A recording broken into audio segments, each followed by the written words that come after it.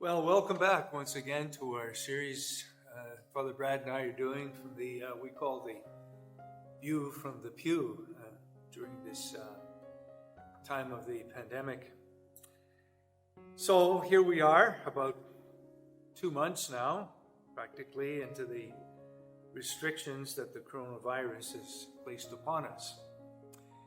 And as you can see, some of us badly need haircuts. Some are lamenting the prospects that many of their favorite summer pastimes and activities are not going to be available to them.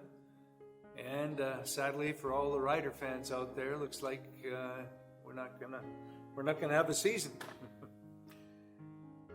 Some are dealing with much more serious issues, however: unemployment, isolation from their families, their friends, their schoolmates. And some are dealing, of course, with the loss of a loved one. It's a difficult time now to arrange funerals. Various adaptations are going to have to be taken. And of course, we all miss gathering for Sunday Eucharist. Others, on a more personal level, are maybe dealing with mental and psychological issues that are further exacerbated by the current situation. And on top of everything else, apparently there's a possibility of snow in the weather forecast for this weekend. Well, the other day, it came to my attention that a mallard duck had established a nest on the ground just below my condo balcony. And the mother duck was not aware of any coronavirus.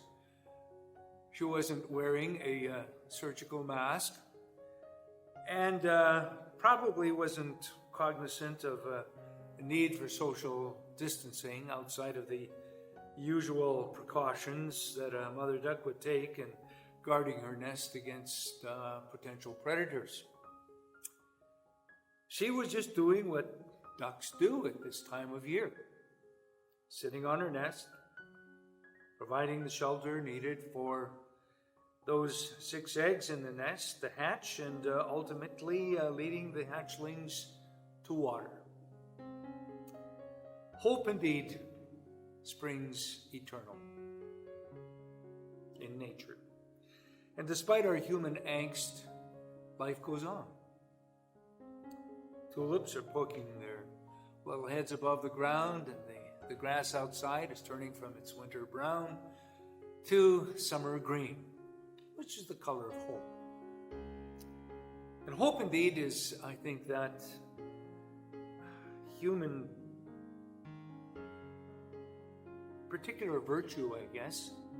It's one of the theological virtues which leads our human hearts forward, no matter what obstacles we have to overcome.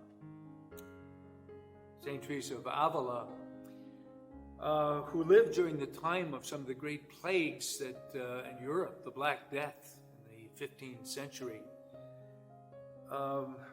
would often say, "This too will pass." So even while we are in the midst of these challenging days, this too shall pass. And nature itself will put forward new life. Hope indeed springs eternal. In one of the preface prayers of the Mass for Christian burial, we read, "Life is changed, but not ended." So right now, many of us feel that we have been perhaps somewhat entombed, isolated from some of those things that give us life. But we mustn't forget that it's still the season of the resurrection, Easter, in which we celebrate Christ risen from the tomb, the risen Christ, life that had apparently ended in the tomb had now changed and been renewed in a much more glorious way. So life will return to us all. Our hope is not based on simply wishful thinking, but on the promise that Christ makes all things new. And when that happens, perhaps we will appreciate even more the people, the events, and the experiences that prior to this we may have taken too much for granted. Indeed, hope does spring eternal.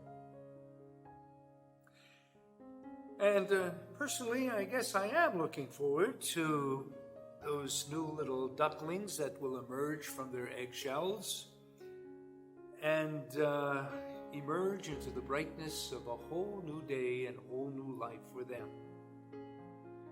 In a way, maybe it's the way God reminds us to keep hope alive. And ultimately, in the words of Saint Hildegard of Bingen, all will be well. Indeed, all will